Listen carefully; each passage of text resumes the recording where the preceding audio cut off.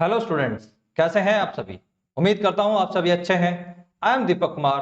I am assistant professor department of economics in NBGSM college Sohna. Students, हमने हमारा एक chapter start किया हुआ था, ओलिगोपोली मार्केट। ओलिगोपोली मार्केट जिसको हम अल्पाधिकार बाजार बोलते हैं, इसकी अभी तक हम 3 क्लासेस की स्टडी कर चुके हैं। आज की हमारी 4th क्लास इसके अंदर होगी। आज की क्लास के अंदर हम बेसिकली अभी तक बात कर रहे थे क्लासिकल जो मॉडल्स है ओलिगोपोली के, उन मॉडल्स की हम स्टडी कर रहे थे।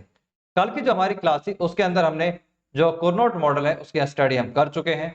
आज की जो हमारी क्लास होगी इसके अंदर हम बर्ट्रैंड और जो एड्जवर्थ मॉडल है उसकी हम यहाँ पर स्टडी करेंगे। तो, तो चलिए फिर आज की क्लास हम स्टार्ट करते हैं। और आज की क्लास के अंदर जो हम बर्ट्रैंड मॉडल पढ़ रहे हैं, जब हम बर्ट्रैंड मॉडल को पढ़ते हैं तो इस मॉडल को डेवलप किया था जोसेफ बर्ट्रैंड ने। और इस मॉडल को डेवलप किया इन्होंने 1883 के अंदर। और ये एक इकोनॉमिस्ट थे और इन्होंने जो इनका मॉडल है वो बेस था एक क्रिटिसिज्म के ऊपर कि हमने इससे पहले एक कुर्नोट का मॉडल जो है उसकी कल की क्लास में हमने उसको स्टडी किया था। और जो कुर्नोट का मॉडल है इसी को क्रिटिसाइज करके यानी कि इसी की आलोचना करके बर्ट्रैंड ने एक नया मॉडल डेवलप किया। इन्होंने बेसिकली किस चीज को क्रिटिसाइज करा कि जब हमने कुर्नोट का जो मॉडल है उसकी स्टडी करी थी तो वहां पर हमने माना था कि कोई भी जो मार्केट है उसमें दो फर्म होती है, एक ए और एक बी फर्म होती है। और जो ए और दो बी आपके पास जो फर्म है वो दोनों क्या है, एक दूसरे का जो आउटपुट है उस आउटपुट को वो कांस्टेंट मान के चलती हैं। यानी कि ये अज्यूम करती हैं कि अगर मान लीजिए ए फर्म जो है वो 100 यूनिट का प्रोडक्शन करती है तो बी इस बात को एज्यूम करके चलती थी कि ए कभी भी अपने इस आउटपुट में चेंज नहीं करेगी, तो यहां पर जो चेंज है उसको डिक्लाइन कर दिया जाता था। और बी हमेशा इस बात को मान के चलती थी कि कभी भी ए इसके अंदर कोई भी चेंज नहीं करती।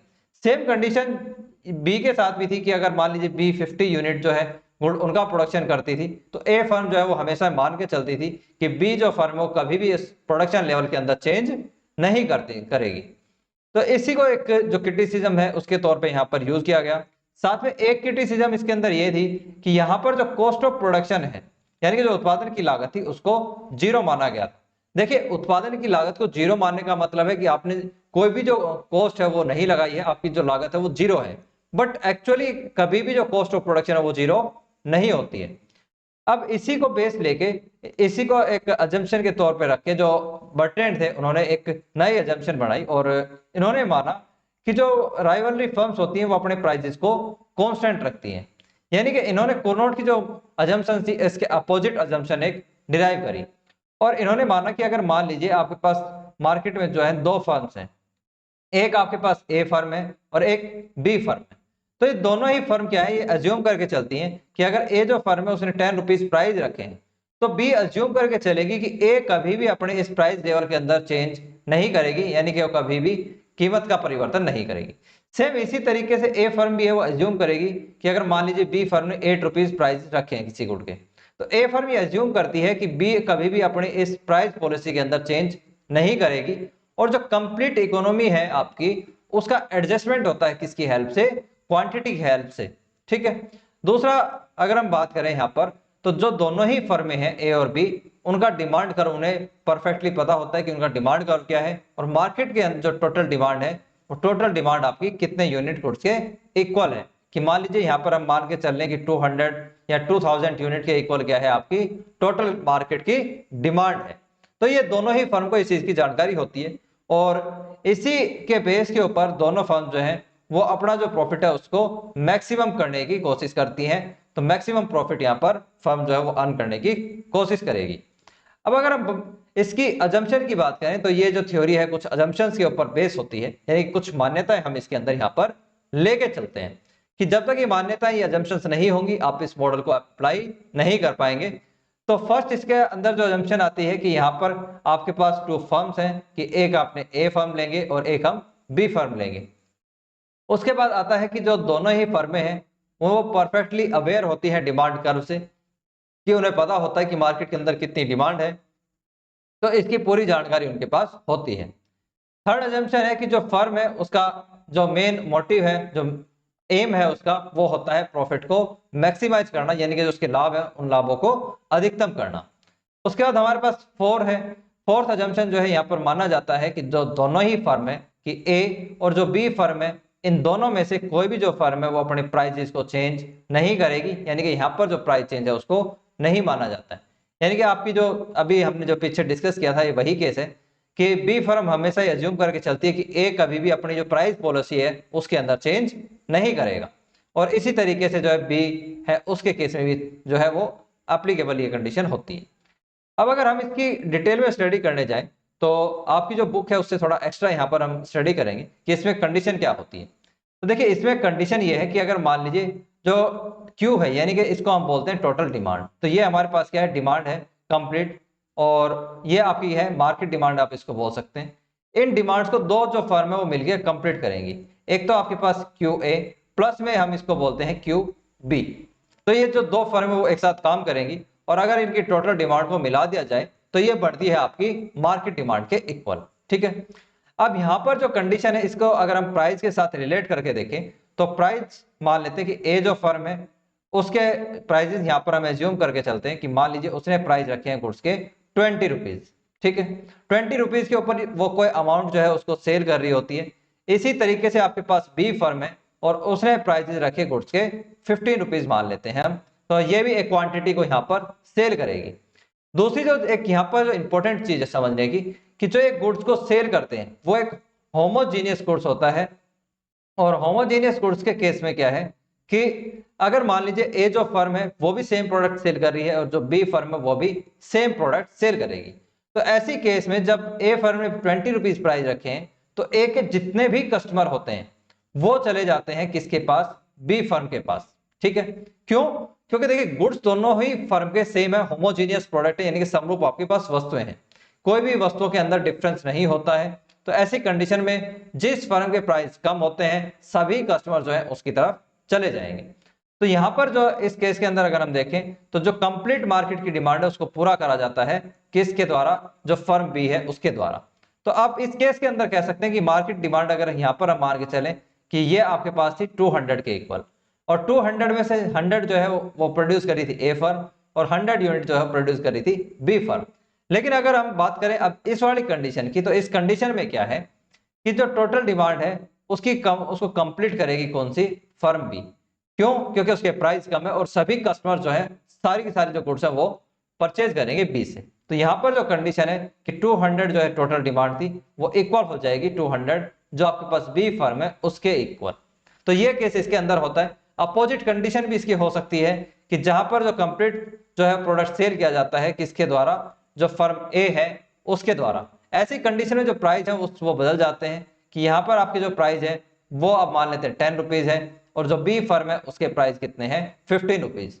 तो ऐसी कंडीशन के अंदर जो बी के सारे कस्टमर है वो चले जाएंगे ए के पास।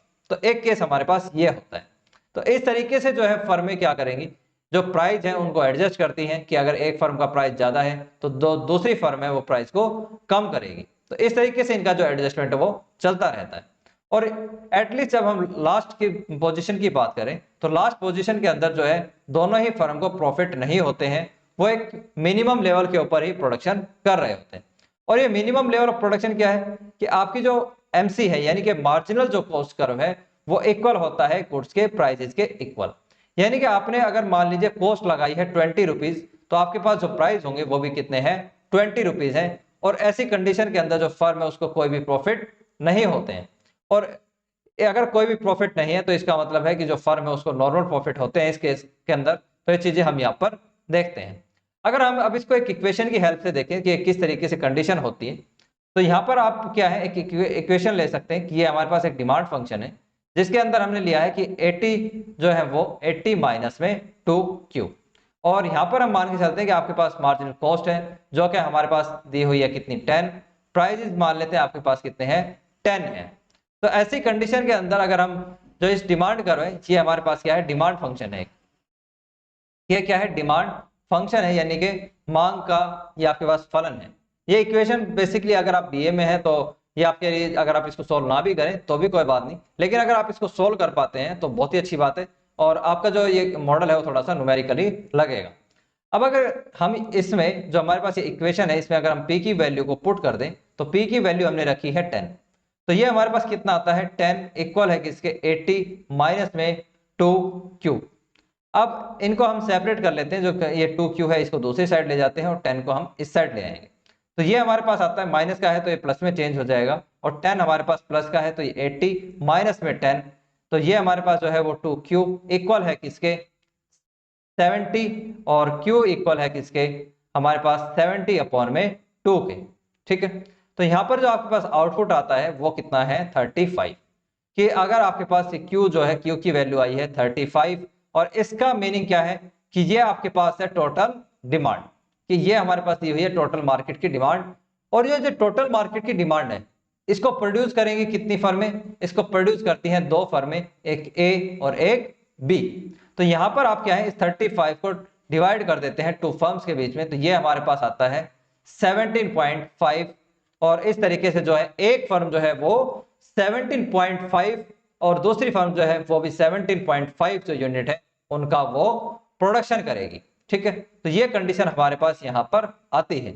अगर अब हम बात करें कि प्रॉफिट किस केस के अंदर जीरो होते हैं, तो यहां पर हम इसके जो प्रॉफिट है वो जीरो हम यहां पर फाइंड करने की कोशिश करते हैं।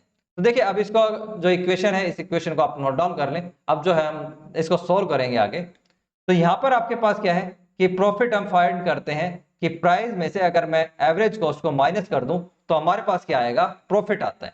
पाई जो है इससे हम डिनोट करते हैं प्रॉफिट्स को, तो ये हमारे पास क्या है प्रॉफिट। प्राइस हमने माने थे कितने 10, और जो एवरेज कॉस्ट है वो भी आपके पास कितनी है 10 है। तो इसके साथ में हम जो है क्वांटिटी रख लेते हैं कि जो टोटल मार्केट की क्वांटिटी है वो 35 थी, प्राइस आपके पास 10 है, एवरेज जो कॉस्ट है वो भी आपके पास 10 है, और 10 माइनस 10 आप करेंगे तो ये आपके पास जीरो आता है 35, और जीरो का अगर आप मल्टीप्लाई करते हैं 35 के साथ तो प्रॉफिट आपके पास आते हैं कितना जीरो। ये जीरो आपके पास क्या होंगे इस केस के अंदर प्रॉफिट होते हैं, ये हमने कंडीशन देखी है। तो अब हम जो हमारे पास ये बर्ट्रैंड मॉडल है इसका डायग्रामिकल रिप्रेजेंटेशन हम देख लेते हैं, ताकि हम इसका जो डायग्राम से हम किस तरीके से इस मॉडल को जो है एक्सप्लेन कर पाते हैं उस चीज को हम यहाँ पर एनालाइज करके देखेंगे। कि यहाँ पर जो हमारे पास कंडीशन है उसके अंदर हमने ये दो एक्सिस है उसको ड्रॉ करा है। एक आपके पास है ओ एक्सिस, और एक हमारे पास ये इस साइड है, इसको हम ओ एक्सिस 1 बोलेंगे, और ये है हमारे पास ओ एक्सिस बी।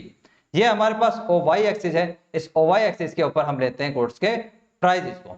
एक्चुअली ये जो डायग्राम है वो आपके दो डायग्राम है, दो डिफरेंट फर्म के होंगे, कि एक तो ये जो पार्ट है ये फर्म का है और एक ये पार्ट है।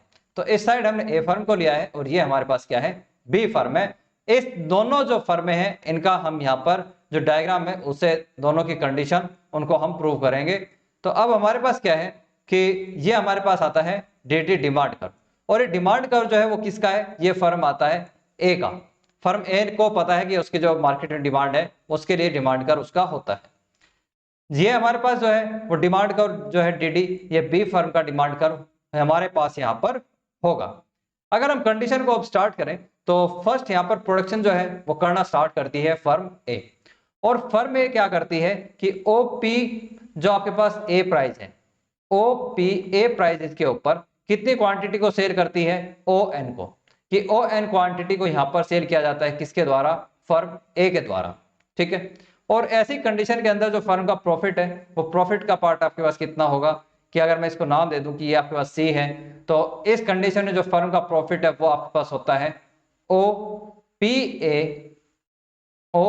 ए सी और एन। ये जो आपके पास पार्ट है ये आता है ए फर्म का प्रॉफिट का पार्ट। अब इस प्रॉफिट के पार्ट को देखते हुए मार्केट में एक नई फर्म एंट्री करती है जिसको हम बोलते हैं बी फर्म।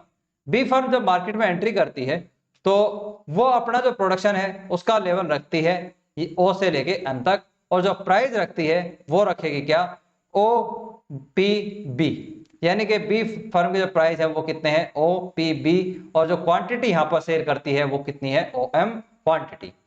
अब अगर हम इसी कंडीशन को देखें तो यहाँ पर एक चीज जो है काफी अंडरस्टैंड करने की है, और वो होती है कि ए जो फर्म है उसके प्राइजेज अगर हम बात करें कि ए फर्म के जो प्राइस है वो ग्रेटर देन है किससे बी फर्म के प्राइजेज से। अब यहाँ पर ये दोनों जो है सेल करती है क्या होमोजीनियस प्रोडक्ट। तो होमोजीनियस प्रोडक्ट जब ये सेल कर रही हैं तो ए जो फर्म है उसके जो बायर हैं वो शिफ्ट कर जाएंगे कहां पर बी फर्म के पास। क्यों, क्योंकि सेम प्रोडक्ट उन्हें मिल रहा है लो प्राइस के ऊपर। तो ऐसी कंडीशन के अंदर जो ए फर्म है उसके लिए क्या अच्छा होगा, उसके लिए अच्छा ये है कि वो अपने प्राइजेस को करे कम, कि ए फर्म को जो प्राइजेस हैं यहाँ पर वो करने पड़ेंगे कम, और इसी प्राइस पॉलिसी को अडॉप्ट करते हुए जो फर्म ए है वो अपने प्राइजेस को कम करती है। और अब उसके प्राइस हो जाते हैं क्या, PA1, और क्वांटिटी कितनी सेल करती है, ON1।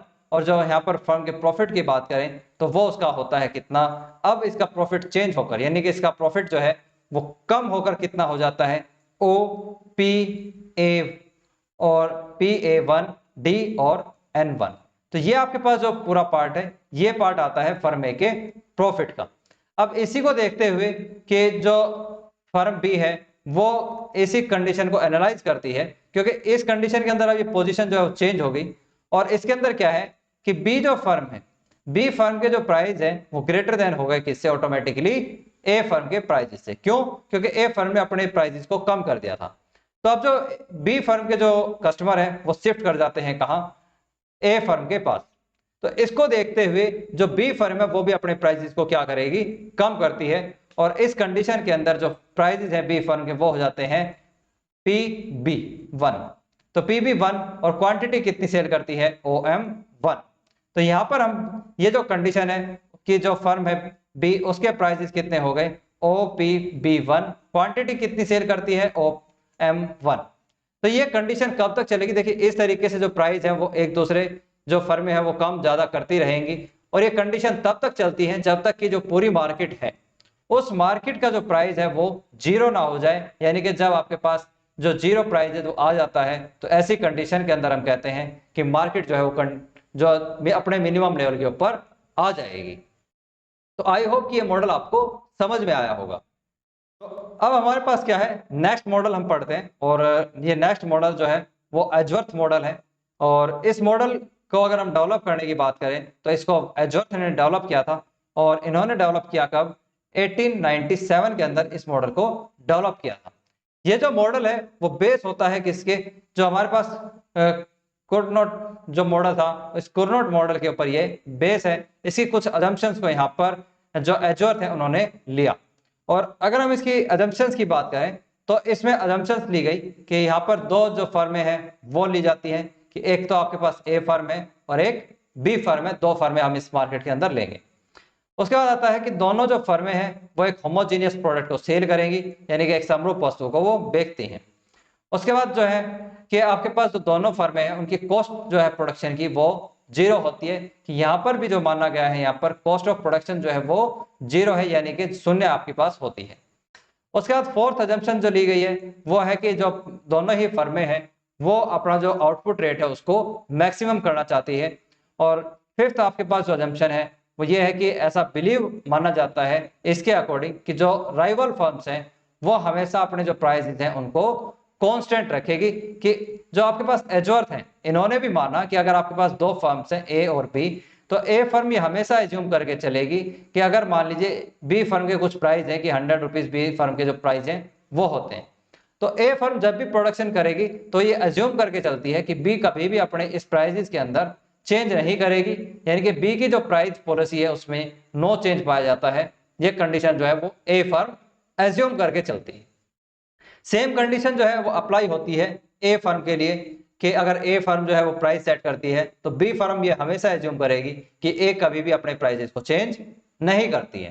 तो अब इस जो हमारे पास ये मॉडल है इसको एक डायग्राम से हम समझ के देखते हैं कि ये हमारे पास क्या है, दो एक्सिस है, एक आपके पास ओ एक्सिस है और ये हमारे पास क्या है, ओ एक्सिस ए है, ये हमारे पास बी है।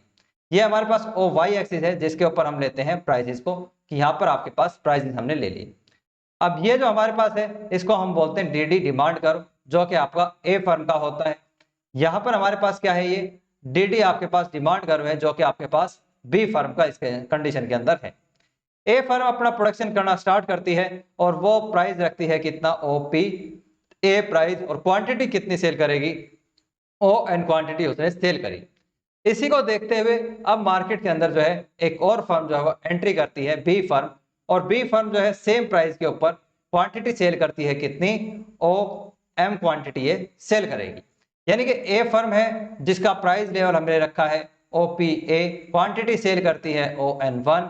हमारे पास बी फर्म है जिसके प्राइस हमने रखे हैं कितना, ओपी यहाँ पर हम इसको बी नाम दे देते हैं कि ये ओपी बी प्राइस इसके हैं और क्वांटिटी कितनी सेल करती है OM1। अब ये एज्यूम करके हम चलते हैं कि मान लीजिए कोई ऐसी कंडीशन आ जाए कि बी फर्म जो है ज्यादा प्रॉफिट करने के लिए, ज्यादा प्रॉफिट को कमाने के लिए अपने प्राइसेस को मान लीजिए थोड़ा सा उसने क्या कर दिया, कम कर दिया, कि ये उसके क्या है नए प्राइसेस आ जाते हैं कि मान लीजिए इतना प्राइसेस उसने ड्रॉप कर दिया के PB1 की तरफ। तो ऐसी कंडीशन के अंदर जो उसकी जो क्वांटिटी है वो ज्यादा सेल करना स्टार्ट कर देती है OM1 तक। तो जो ए फर्म है उसके कस्टमर आ जाते हैं किसके पास, बी फर्म के पास। क्यों? क्योंकि जो बी फर्म है उसके प्राइजेस जो हैं, बी फर्म के जो प्राइस है वो इस समय लेस देन है किससे, ये लेस देन है किससे, ए फर्म के जो प्राइस है उनसे। तो जो बी फर्म के जितने भी कस्टमर होंगे वो शिफ्ट कर जाएंगे कहां पर, बी फर्म के पास। इसी स्ट्रेटेजी को देखते हुए जब ए फर्म को पता चलता है कि जो उसके कस्टमर हैं वो बी फर्म के पास जा रहे हैं, तो ए फर्म भी जो है अपनी प्राइस पॉलिसी को चेंज करती है और अपने प्राइस को कम करके कर देती है OP1 और इसके ऊपर जो है वो ज्यादा क्वांटिटी को शेयर करना पसंद करती है ON1। तो ऐसी कंडीशन के अंदर अब पोजीशन क्या हो गई कि जो बी फर्म है, बी फर्म के जो प्राइसेस हैं वो ग्रेटर देन हो गए किससे, ए फर्म के जो प्राइसेस हैं उनसे। तो बी के जितने भी कस्टमर हैं वो शिफ्ट कर जाते हैं कहां पर, ए फर्म के पास। अब क्वेश्चन ये आता है कि ये सिचुएशन कब तक चलती है। ये सिचुएशन चलेगी आपकी जब तक जब कि जहां पर आपके पास मार्जिनल कॉस्ट इक्वल हो जाएगी किसके, प्राइजेस के।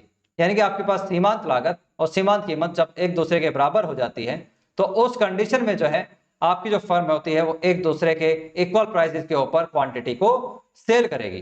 कि अगर हम यहाँ पर बात करें तो ये हमारे पास अगर बात करते हैं कि जो ए फर्म है उसने प्राइसेस को सेट कर दिया यहाँ पर PA2 के ऊपर और जो बी फर्म के प्राइस है वो भी कितने होते हैं, OPB2 हमारे पास प्राइस होंगे और क्वांटिटी कितनी सेल करती है, अब ये क्वांटिटी सेल करेगी ON2 और यहाँ पर जो फर्म बी है वो क्वांटिटी कितनी सेल करती है M2 तक।